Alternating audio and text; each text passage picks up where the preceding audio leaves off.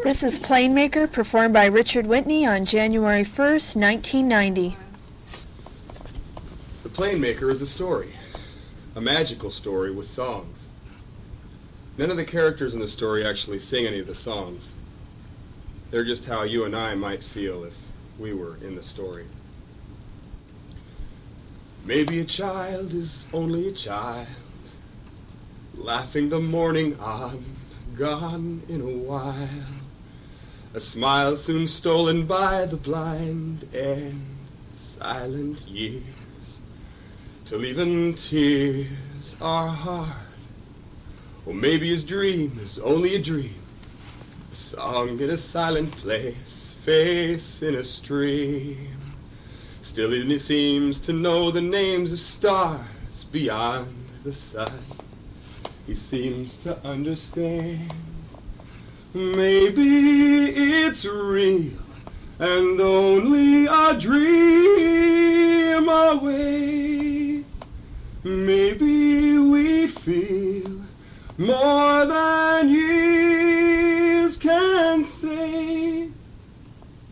Dreaming and still dreaming beyond the end. Dreaming we're children again. Or maybe the light is all in his eyes, a flame in a tiny room, moon on the rise. Still he flies beyond the walls and calls me clear and wide. He calls the child in me. Maybe it's real and only a dream away. Maybe we feel more than years can say. Dreaming and still dreaming beyond the end. Dreaming we're children again. Did you ever sit behind a fat kid in school and you couldn't see the board? Well, there's this kid in the 4th grade named Lucas Lightbrow, and he sits behind Jocko Maloney, who's the fattest kid in school. Picture the Goodyear blimp with a butch haircut and little floppy ears. And there's Jocko. The teacher, Miss Thistletog, is writing on the board this incredible list of things that come from soybeans. And everybody's penciling away like crazy to keep up because she's the kind of teacher who erases the board whether you have it copied or not. Only, like I said, Lucas can't see the board. So he reckons that since he sits in the very back of the room, and since everyone's so into soybeans, and since Miss T is facing the board, it might be safe to float. Just a little, just high enough to see the board over Jocko. So he floats up out of his chair, about 10 inches. Nobody'll see him floating only 10 inches. Only before he knows it, the 10 inches is 10 feet, and Lucas is gritting his teeth and hating himself for being so dumb as to fly in school again. Let me tell you how it is with Lucas when he flies. Sometimes he can soar easy as a gull. Other times he just kind of swims through the air. But every now and then he just rises and hangs like a blimp. And nothing can make him come down until whatever it is wears off. So here he is in his blimp phase, giving himself 50 lashes in his mind, and he rises a couple more feet and bounces against the ceiling. He tries to make himself come down, but he can't.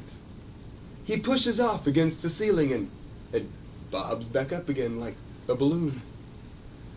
He wishes he could change into a spitwad.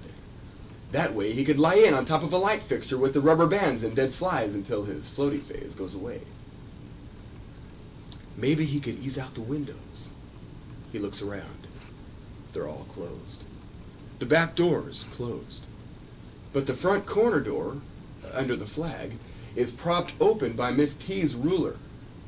If he could just make it to that far door, Then maybe he could come back in a couple of minutes with some story about how the principal wanted to see him about a special award or something. It's his only shot. So he slowly, carefully, paddles like a duck toward the front corner door. Jocko yawns and stretches. Lucas freezes and tries as hard as he can to look like a cobweb. Actually, there really is a cobweb right against his nose, and it drives him nuts until Jocko finally gets back into soybeans. At last, he's hovering alongside that little gold pointy thing on the flagstick, and no one has looked up. So he's staring at the door and wondering, and knowing that he's got to try it. So he takes careful aim, closes his eyes, holds his breath, and pushes off against the ceiling and misses. The ruler falls, the door slams, everybody looks, and Lucas grabs the flag and wraps himself up in the United States of America. Miss Thistletog is down there barking his name, and he pulls the original 13 colonies tighter around him. But it's no use. She's poking at him with her ruler. So with trembling fingers, he pulls back the stars, peeks around the corner of Nebraska, right into the face of his mother, who pokes him one more time. "Son, come down from that bunk right now. You're going to be late for school." Once I had a dream in mind, a childhood dream, a wild, good dream, a dream that I could fly. I don't know how it came to me, and I don't know why, but there I was, just a climbing in the sky. And all of that sunshine, all of that sweet rolling sunshine, it filled me and thrilled me and still makes me free. Oh, once I had a dream that I could fly. Deep in misty morning time, deep in snowy dawn, my memory melted in the stream. But not so far beyond that time and place, each smiling face along the shore calls me back into the dream. And all of that sunshine, all of that sweet rolling sunshine, it fills me and thrills me and still makes me free. Oh. Well, I imagine that you've dreamed that dream. Remember, friend and brother, try to see your youngest day, when you and I were out along the cliff, wondering if that yellow breeze would ever blow our fears away. And all of that sunshine, all of that sweet rolling sunshine, will fill you and thrill you and still make you free.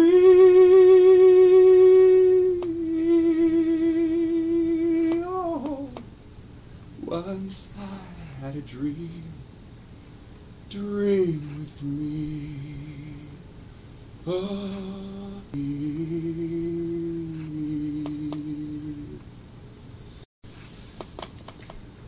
school is okay with Lucas, except for two things. Being there, which takes up most of the day, and homework, which takes up the rest. But there are two other things about school that Lucas really likes. One is art. Every Wednesday, when the nice art lady comes and Miss Thistletog goes out and tears the wings off flies for an hour. In art, Lucas is allowed to draw whatever he wants, however much he wants to. And exactly what he wants to draw is airplanes.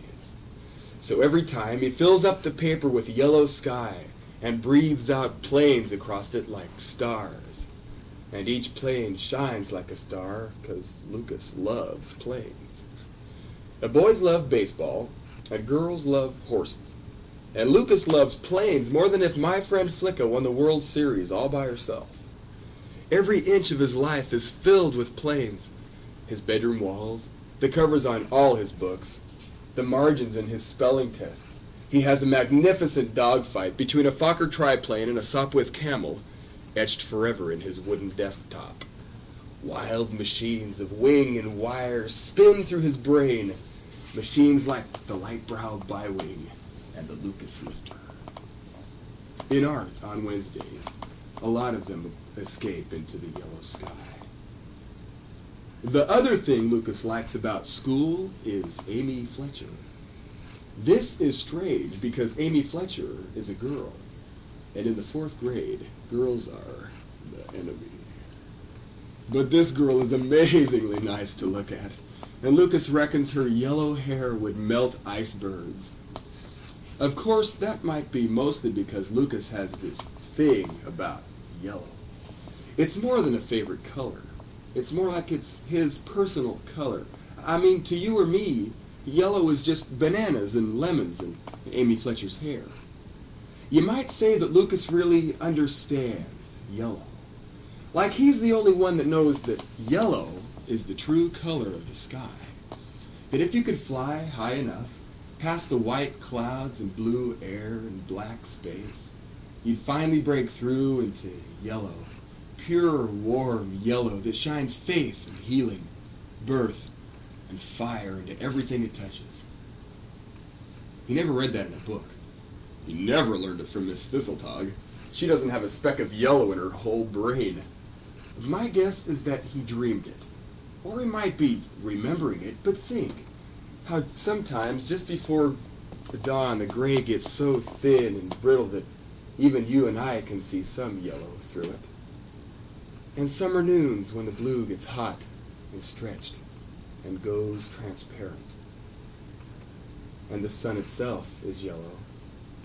And the sun itself smiles all day through the south windows on Amy Fletcher's hands, her clothes, and catches in Amy's hair like a blessing. So he likes her a lot, even though it isn't at all cool. Yellow is hazy new sun coming down through the trees. Yellow the breeze. Yellow is flashing on bright wings out over the sea. Yellow is free. Yellow I find as I fly with my mind through the middle of rainbows. It's yellow when rain goes away. And here in your eyes, I believe it's a bright yellow day.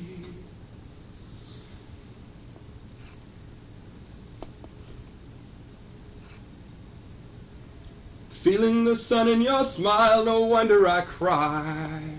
Yellow is why. Feeling someday I may find you beyond the night sky.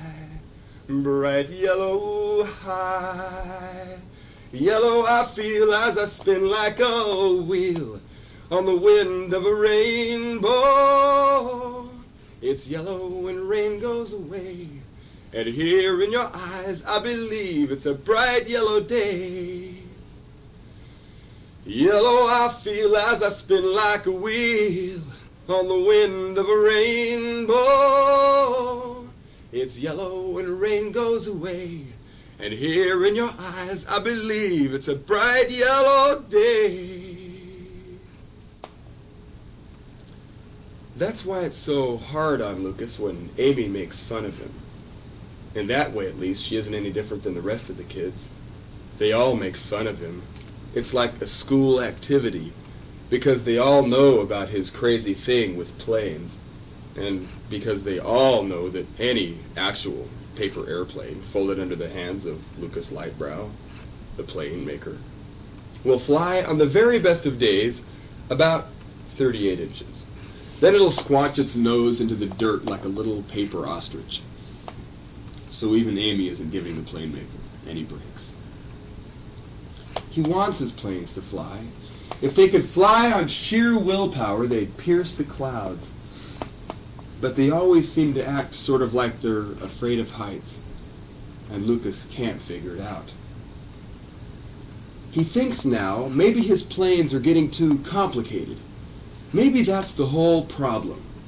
So he slips a new sheet out of his notebook, one fold down the middle, in with the corners, twice, or else you wind up with that clunky kind, then down with the wings. Not even a paperclip in the nose this time, just a straight-ahead, clean, honest airplane.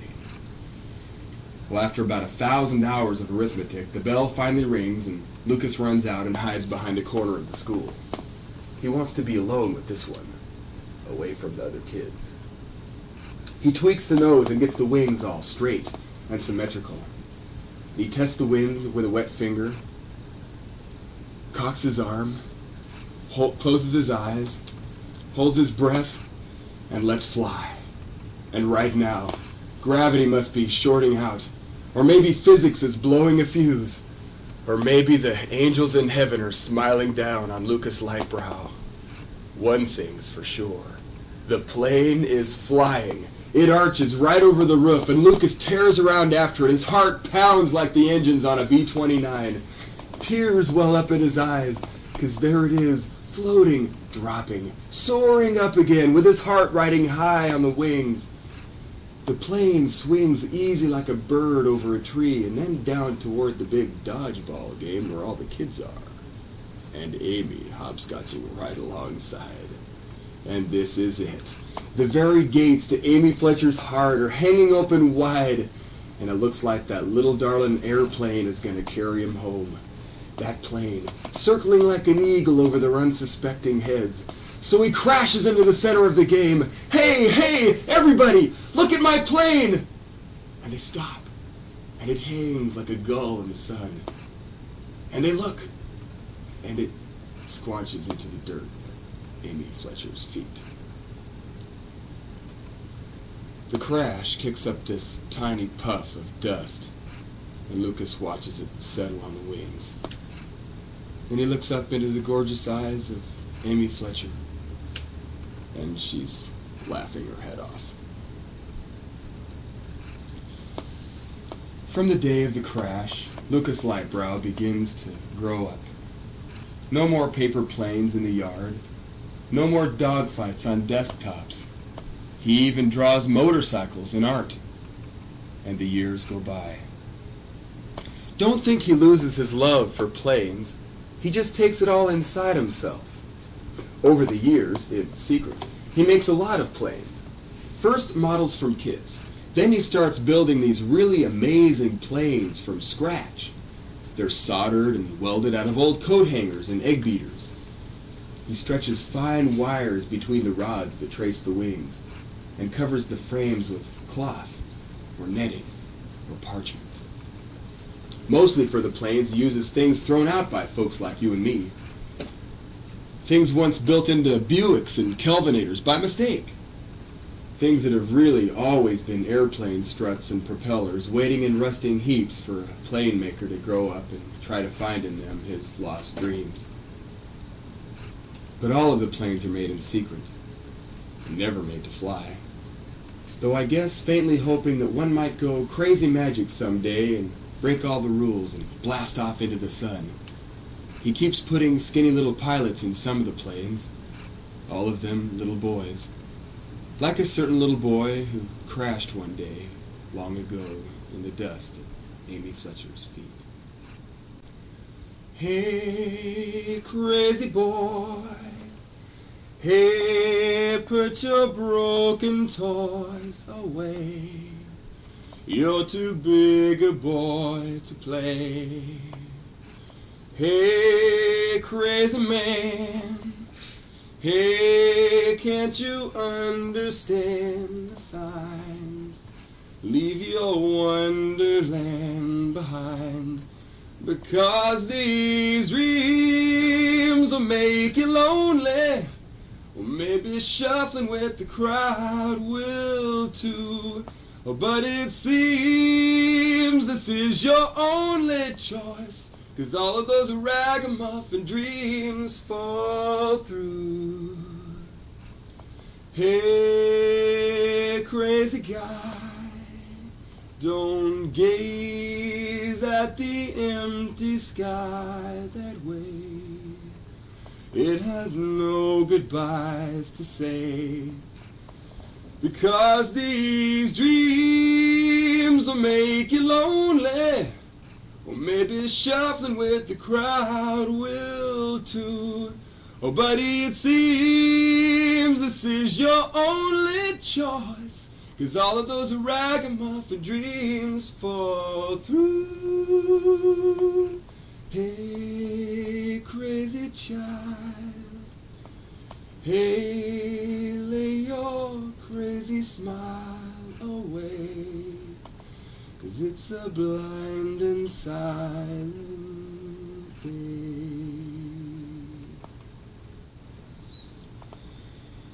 Lucas finally grows up all the way and moves out to the country and inherits the old family farm, which is good because you can't make a living building planes that don't fly, especially when they're also absolutely secret and utterly not for sale. He works the farm alone and at night shuts himself up in the shed and works on planes. His hands get steady and strong, and his face gets hard and lean, and his mind turns brown and green like the fields, and gray like the clouds, and yellow seems to fade right out of it, until yellow for Lucas too is just the bananas on the table, and the lemons on the tree, and quite suddenly, Amy Fletcher's hair again, which he finds one day in the post office, on top of Amy Fletcher's head, of course, which he also finds at the post office, working there, along with the rest of her, which is really grown up nice. So his palms start sweating, and he's standing there in line, and his whole head is going, oh wow, don't remember me in those stupid planes. And all the time his heart is calling out, please, remember me. And she does. She remembers him real good. And not only does she remember him, but right there as he's mumbling something about airmail and fumbling in his pockets for pennies, she starts to fall in love with him, because her heart has grown as pure and yellow as her hair, and pure hearts always seem to know when they are loved.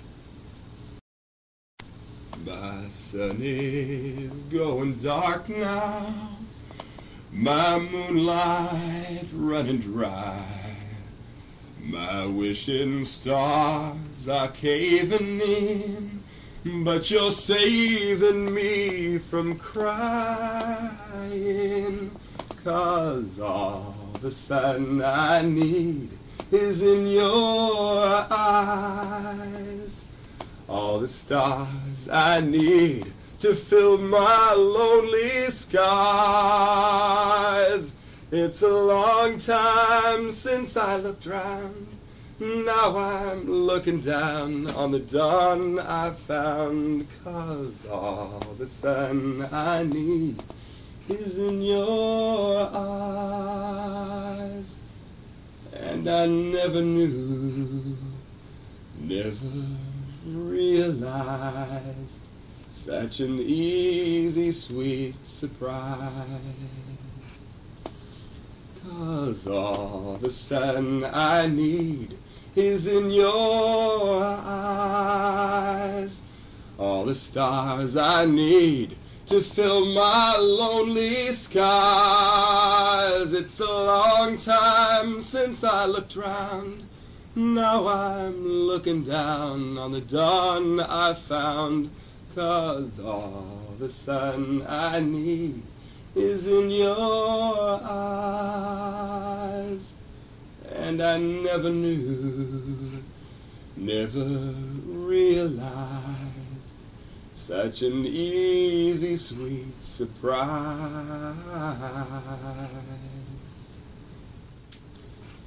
Well, it takes about 6 months of courting, that's courting instead of making airplanes, before they get married.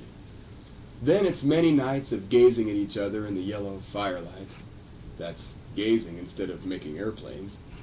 Actually, Lucas has hidden all the planes up in the loft in the shed because even now he's embarrassed about having planes around Amy. Besides, it seems like she's filling up that whole place in his love that used to get filled with planes. Anyway, all that courting and gazing makes them really happy. so happy that they soon overflow their love into the life of a child, which scares the happy heck out of Lucas, but there's old Amy calling from the doctors, announcing that a son is on the way. Well, Lucas goes nuts. He runs out and cleans the pig pen 3 times in a row, much to the consternation of the pigs. Then he repairs the front fence into something like the Berlin Wall, and the tomcat immediately defects to the west. He milks the cow and he milks the goat, and he's chasing the goose around with an empty milk pail when, mercifully, Amy rolls up in front of the farmhouse. Then the whole careful husband routine begins. He won't let her lift anything heavier than a hangnail. He buys 6 new pillows for the bed so she won't roll over in the night and bruise the baby on a hard blanket. Amy gets bigger, and as she does, she seems to glow. Her hair is yellower than ever, and her eyes are like warm summer suns in the bright morning. And Lucas loves her like heaven. Well, the bright morning finally comes, and the doctor finally comes into the waiting room with the good news about his strong new baby boy, and the bad news about Amy Fletcher Lightbrow. Suddenly sunlight has left your eyes, and the light that I loved is lost out above the cloudy skies. Suddenly it's dark and I realize just how close I am to crying, how close I came to flying. But this is where our story ends, at the beginning of love.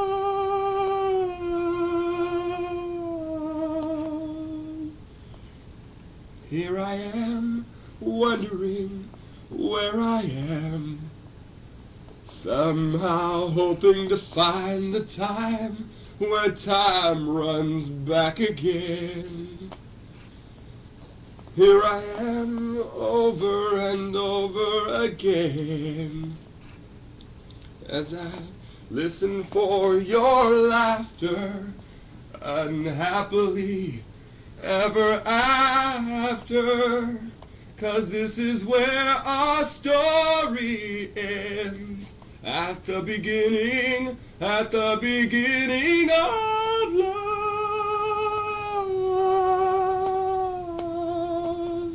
Of love.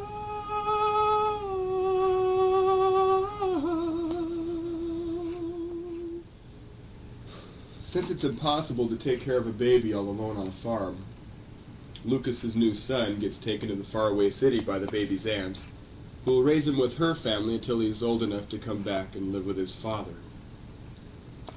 Time goes by, as it does no matter what happens, and Lucas gets real good at making himself get up in the morning to go out and work the fields, even though he doesn't feel like doing anything. And he also gets real good at making himself eat, even though he isn't ever hungry. More time passes, and the time comes for Lucas's son to come back to the farm, which was really a good plan, except that the boy hates it. He's been shouting in the streets and laughing in the movies with lots of brothers and sisters. And now here he is all alone in the windy country with this sad stranger who's supposed to be his father. So it doesn't work out. And Lucas takes his only son back to the city and comes home again to an empty house. The house stays empty for a lot of years, except for Lucas shuffling around and sort of living in it. He and the house grow old together. His skin cracks and peels like the paint on the siding. His hair turns dry and gray and starts to fall out like the shingles. His beard gets long and tangled like the ivy that pulls on the walls. The old house rattles and moans at night, and so does lonely old Lucas. It's easier when you make my sunshine. It's easier when you bring the dawn. You made me feel like giving you my lifetime. So make me please forget that you're gone. The hardest thing I'll ever do is try to make it without you. It's hard to get, hard to give, and it's hard to live on without you. So hard to make it easy again. So easy does the darkness begin.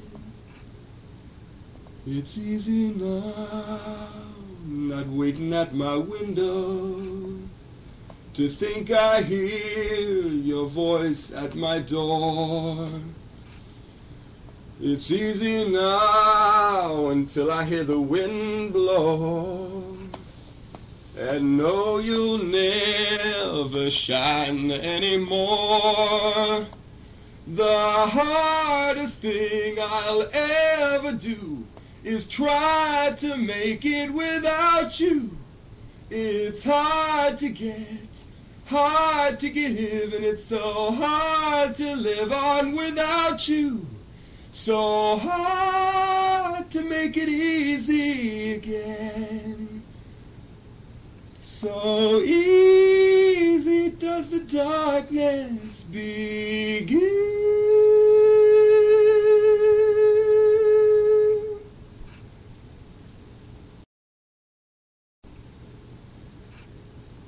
Then one afternoon in early summer, the yellow telegram comes.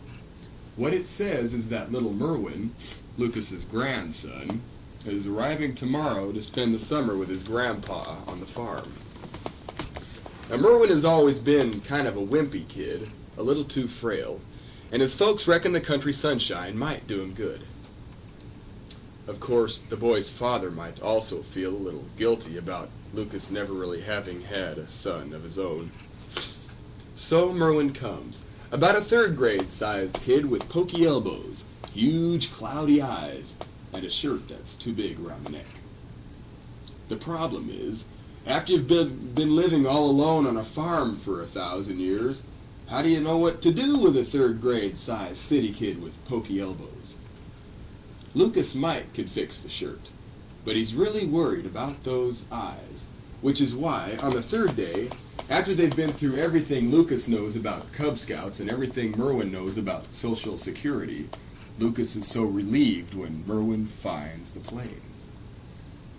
Lucas is sitting on the porch with his chin in his hands when Merwin suddenly appears and his eyes are clear as crystal. "Wow, Grandpa, I didn't know you had airplanes." Well, Lucas had nearly forgotten the planes, but Merwin, believing like all kids do that any place at the top of a ladder must be magic and wonderful, has climbed up into the loft in the shed and found them all. And "Wow, Grandpa, if I'm really careful, can I please take one down and play with it?" So Merwin flies off in the morning sun, and Lucas takes a welcome nap.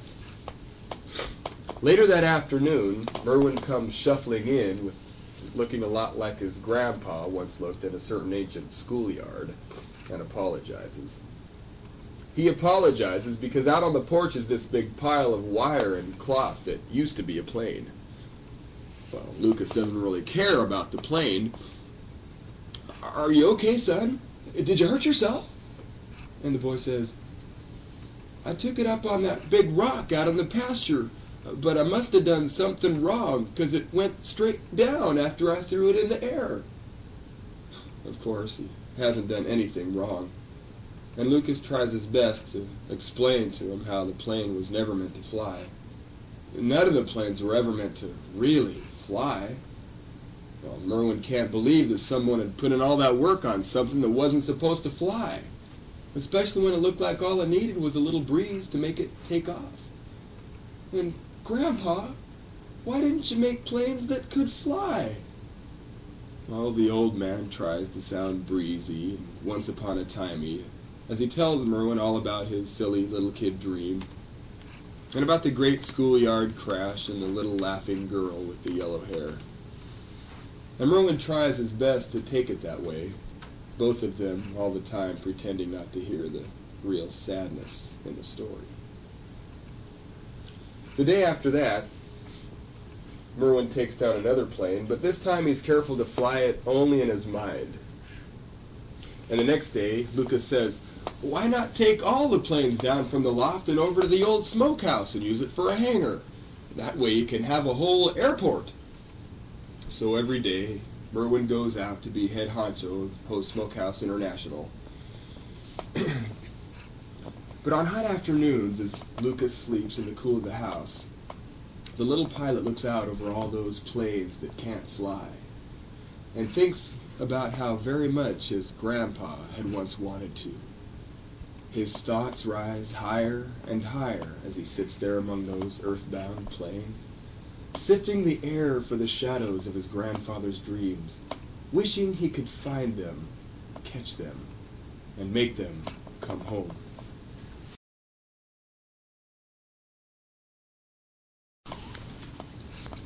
If I could fly just like I wanted to, I'd bring you the wind if only you wanted me to. If I could sing just like I wanted to, I'd sing you the sky if only you wanted me to. Oh, sweet thing, all I want for you is clear white sky and wings, clear and holy things, peace like morning brings. And if I could dream all that might ever be, I'd dream you bright wings to carry you ever with me. Oh, sweet thing, all I want for you is clear white sky and wings, clear and holy things, peace like morning brings. Over the coming days, Merwin starts saying some kind of strange things. I mean, it's strange when a kid starts talking about trees as being real fuzzy and soft, and about cows as little black and white blotches. Lucas thinks it's maybe too much sun and keeps Merwin in for a few days, but when he lets him out again, he starts hearing about how lakes are like flat mirrors, and rivers are long silver ribbons.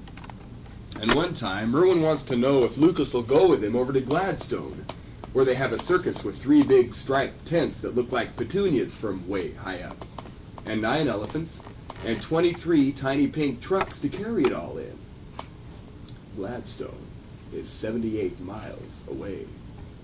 Lucas can only think, wow, this kid is blossoming. How many kids have imaginations like this? And he makes a decision. Not a hard one, but a big one. If that kid comes alive like this, playing with those old clunkers, I'm gonna build him a really fine plane. And he immediately puts it off till maybe next week. But then the souvenirs begin to trickle in. And Merwin asks him at breakfast what sort of thing from anywhere in the world Lucas would like to have for a souvenir. Well, it sounds to the old man like a good game. So, how about some cactus from Arizona? No, Grandpa, from somewhere in the world. Oh, okay. Then how about some heather from Scotland? Later that afternoon, Merwin comes slogging in with this odd-smelling, weedy sort of thing, and leaves Lucas wondering why he's never noticed it growing on the farm. The next day, Lucas says, how about a coconut from Hawaii? And the afternoon brings the coconut. And while Merwin isn't looking, Lucas checks in the jar over the stove where they keep the grocery money. But it's all there. So Lucas, puzzled, reckons it's time for a test. And the next morning at breakfast he says, "You know, son, what this farm has been needing for a long time, I reckon, is a penguin." That very afternoon, a little fat tuxedoed friend waddles in across the porch, and that very night, Lucas starts building the plane. The kid has barely gone to sleep when Lucas tiptoes out and locks the old shed door behind himself. He has to hunt up the lock first. Then a new bulb for the light, and it's lucky it still works. Then the tools all rusted and dull. He oils and sharpens and polishes till midnight. Then he begins. But the metal won't bend right, and the cloth stretches all wrong across the scissors, and the stitches won't come out even. He bends nails. He breaks wires. He measures wrong, and he drops the propeller into the dark behind the table. "Hold on! I've done this 1,000 times before! It's supposed to be easy!" Of course, he had no way of knowing that his craft had been draining slowly out of him over the years. These long years since the day he hid the planes from the bright lady who loved him. But that's it. His talent is broken, left lying on the old shed floor. So slowly, through that whole night, the old man bends and begins to pick up the pieces. Where are my hands? When did I lose them? Those years in my pocket, I hardly use them. It doesn't seem all that long. They were young, they were strong. Now the feeling I need is gone. Where are my loves? Why did I leave them? Look in my eyes, you can hardly see them. I was taken apart, broke my hands, broke my heart. Now I need a new place to start. I was taken apart, broke my hands, broke my heart. Now I need a new place to start. And here are my dreams. I hope I can hold them. They've come home to me when I thought I sold them. They are frail, they are thin, but they're still coming in. So I think I'll begin with the dreams. They are frail, they are thin, and they're just coming in. So I think I'll begin with the dreams.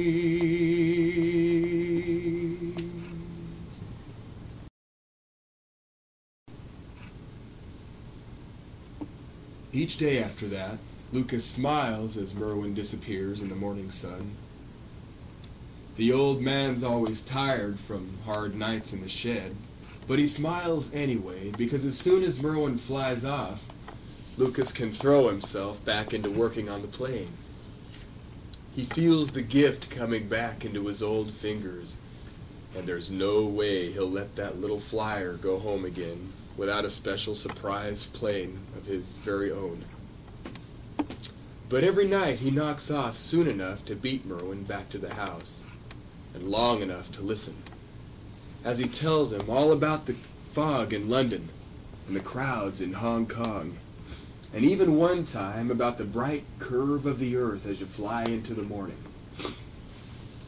Then the kid goes off to bed, full of health and giving. Then the old man stumps off to the shed and pours his precious life into that plane. The fact is, he pours and pours until it's almost gone. And there comes the morning when Lucas feels empty, like he has nothing left to pour. So we asked Merwin, could you please bring me for my souvenir today something yellow? Anything warm and yellow. I'm not feeling so well. Now Lucas knows that sounds a little strange, but he seems to remember how things warm and yellow used to make him feel pretty good. And Merwin seems to understand.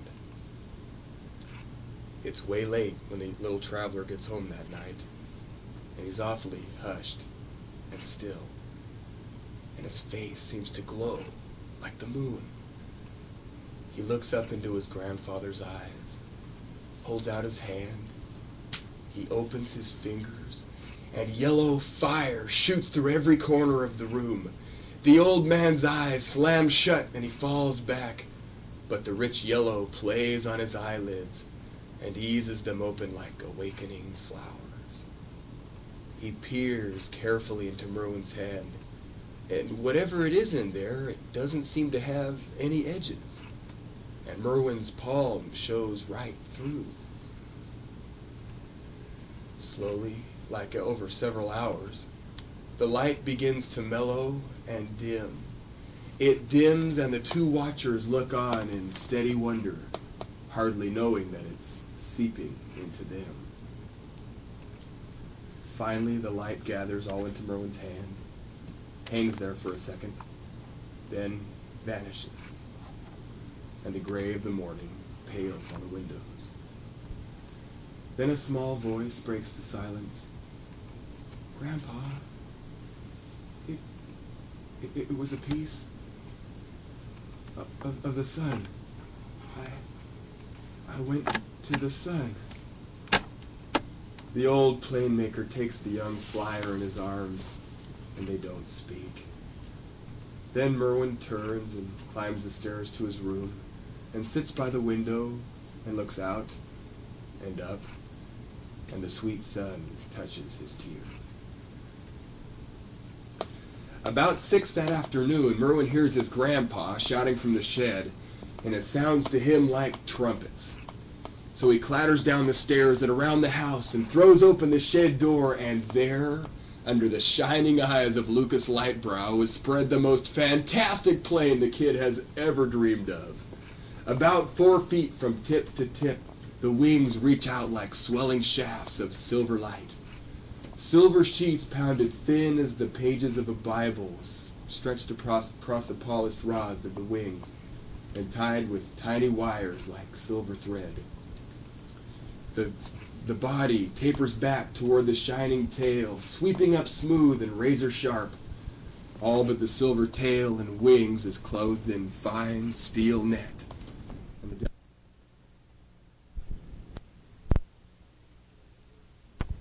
At first, Merwin can only look, not daring even to touch it. Then the old man says, I didn't put a pilot in it. Don't reckon it needs one. I mean, a good pilot like you ought to know how to fly his very own plane. Tears well up in the kid's eyes, and he whispers, No, Grandpa, I think this plane is for you. Me? Hey, no, you're the one who flies. I know, but you're the one who always wanted to. Come on. And Merwin helps his suddenly fuddled old grandpa into a chair that he puts right beside the plane. And Lucas feels like the best man who finds out at the last minute that he's really the groom, all inside out and upside down and churning around inside. But he sits there anyway, 'cause Merwin says to. Now close your eyes. The old man does. Now reach out and pretend to grab the throttle. Still, Lucas is wondering how to turn this all around when his fingers close on something that he thinks feels pretty solid for a pretend throttle. All he remembers after that is Merwin shouting, Contact! Then he begins the incredible journey that this whole thing is all about. In a flash, he feels the night air whispering all around him. He opens his eyes, then closes them hard, because the plane is glittering like diamonds in the moonlight, and the diamonds are all around him. Right off, he wonders if the plane is stretched, or if he's now an abnormally small old man. But before he has time to figure that one out, he looks down, and the shed, the yard, finally the farm, and even all the farm is shrinking smaller and smaller and smaller. And grown-upness right out of Lucas's old head. He's flying! He's really flying! But hey, here he is, way the heck up in the air, suddenly remembering that he doesn't know how to fly. And the shed, or the farm, starts getting bigger and bigger and bigger. I finally got my wings on. I've headed out to the sky. Another minute I'll be gone. No time for waving goodbye. Don't need a runway or tower. I got a magical power. This is the hour I've dreamed of. This is my piece of the pie, and I am high on a wing. Well, I'm a flight kite without a string, but it's goodbye, Josephine. Ooh, if I don't find out, how do you fly this thing? Well, I took my eye off the sparrow. I put my hand to the plow. I found the straight and the narrow. But hey, mama, look at me now, and I am high on a wing. Well, I'm a flight kite without a string, but it's goodbye, Josephine. Ooh, if I don't find out, how do you fly this thing? Well, I am high on a wing. Well, I'm a flight kite without a string, but it's goodbye, Josephine. Ooh, if I don't find out, how do you fly this thing?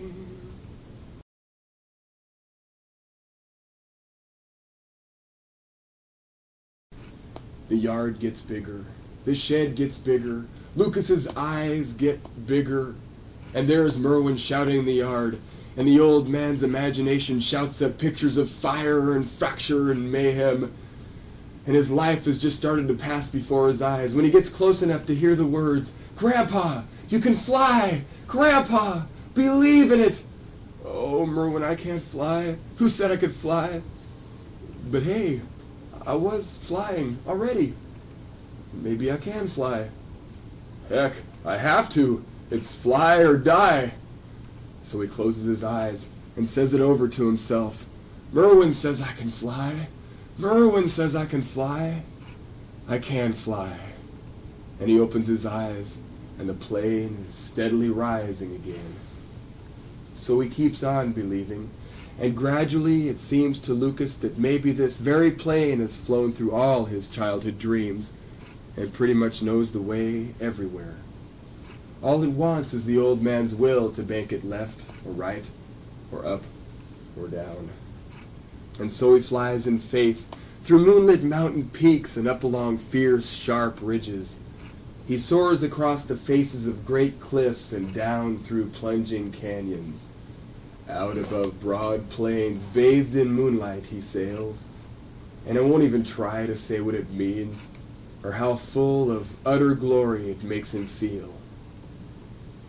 He flies that way for hours, and finally gives himself to a sweet and dreamless and wholly refreshing sleep.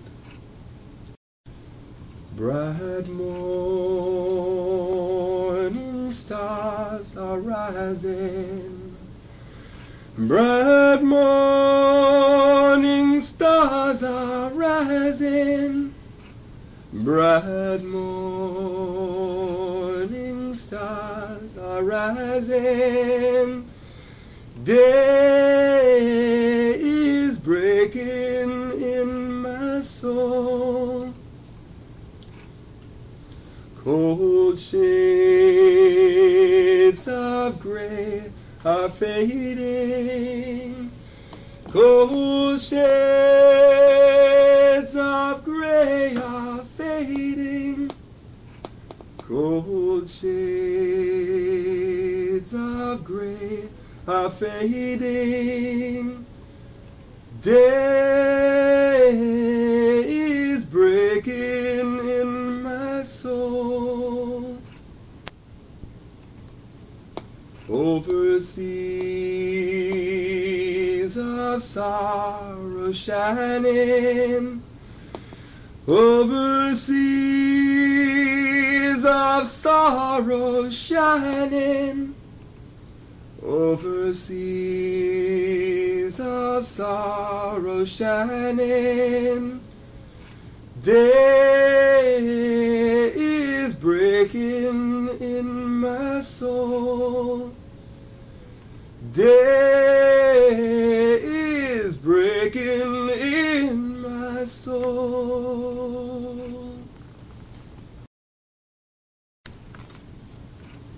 The plane streams steadily on, and when at last Lucas awakes in the graying east, he finds himself far out over some green ocean.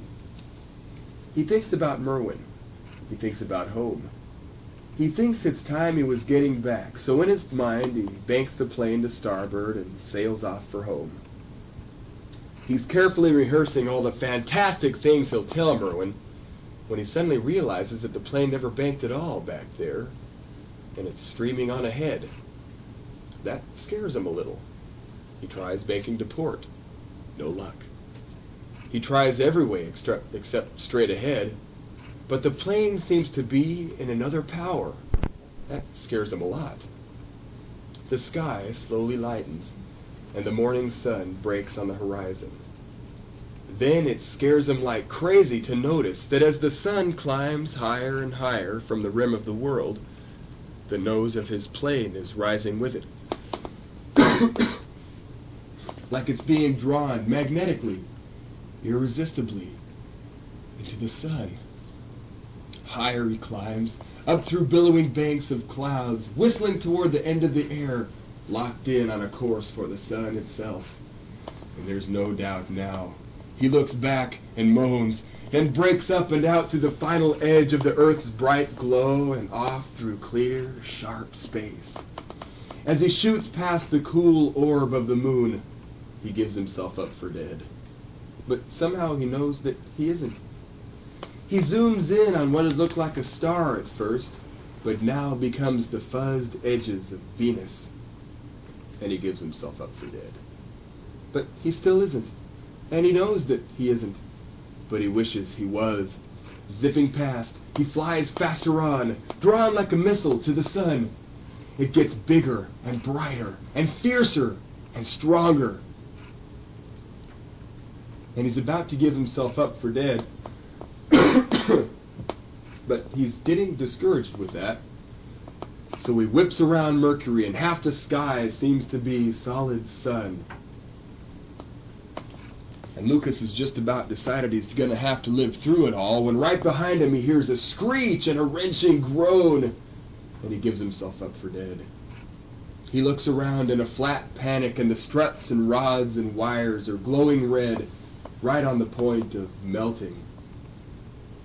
Achingly, slowly, the broad wings and the tall tailpiece begin to bend out behind, and the dream plane explodes into a trillion tiny drips and pieces and sweeps away behind the doomed old man, who's screaming head over heels into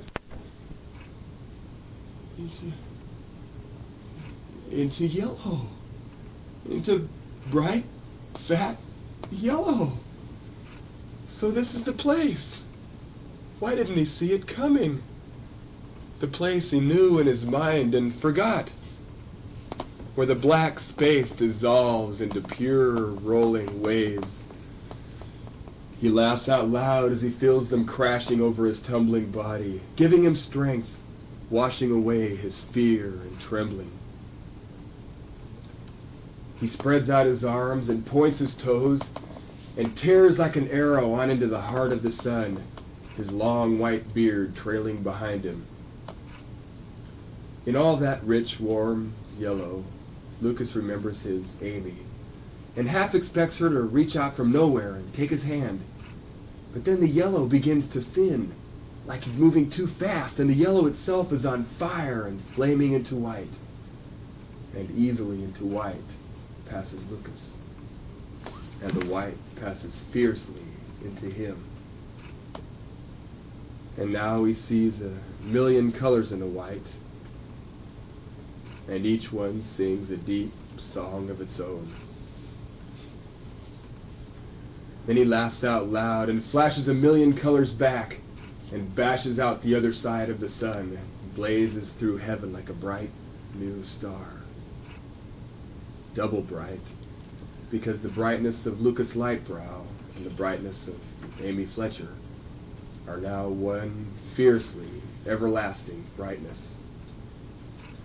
Like a comet they sail, hand in hand, through heavens measured in millions of light years, and they frighten dogs, and delight children, and excite lovers across 1,000 galaxies, until at last they come to rest in deep, deep space, above a dark and empty world, a world where life has never been, and there they stay.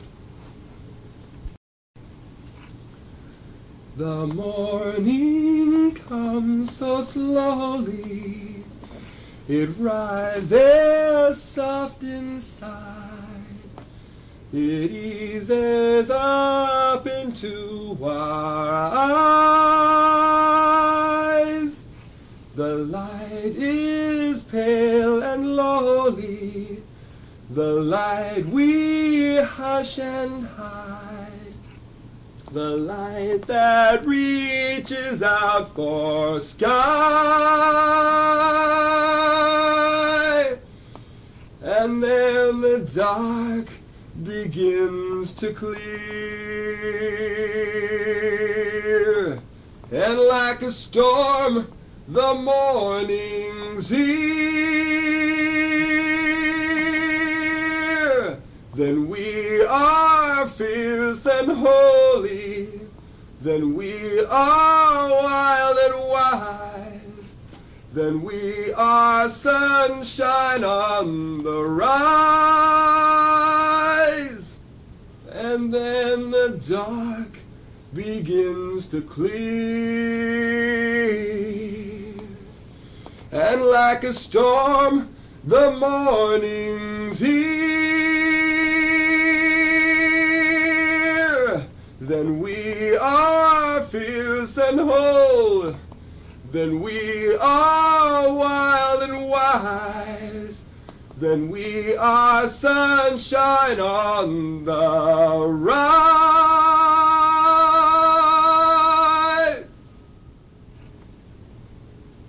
I regret I can't say what it felt like to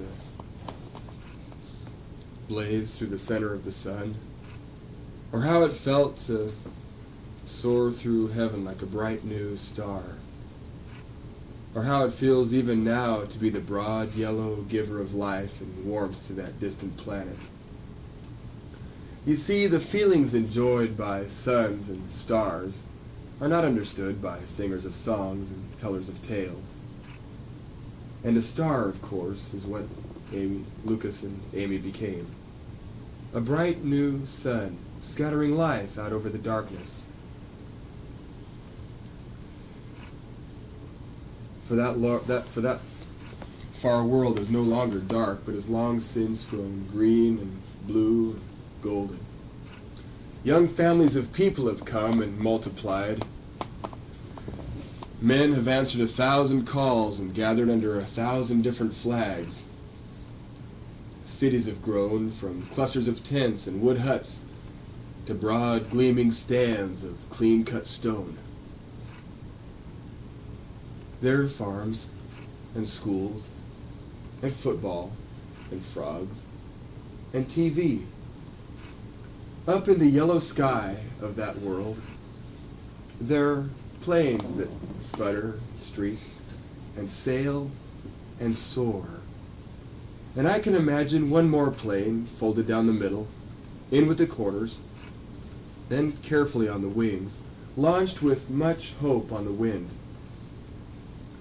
Then a small boy trudging over to pick up the pieces, while the sun on his head seems to grow strangely and suddenly very much brighter. Maybe it's real and only a dream away. Maybe we feel more than years can say. Dreaming and still dreaming beyond the end. Dreaming we're children again. Well, maybe the light is all in his eyes, a flame in a tiny room, moon on the rise. Still he flies beyond the walls and calls me clear and wild. He calls the child in me. Maybe it's real and only a dream away. Maybe we feel more than years can say. Dreaming and still dreaming beyond the end. Dreaming we're children again.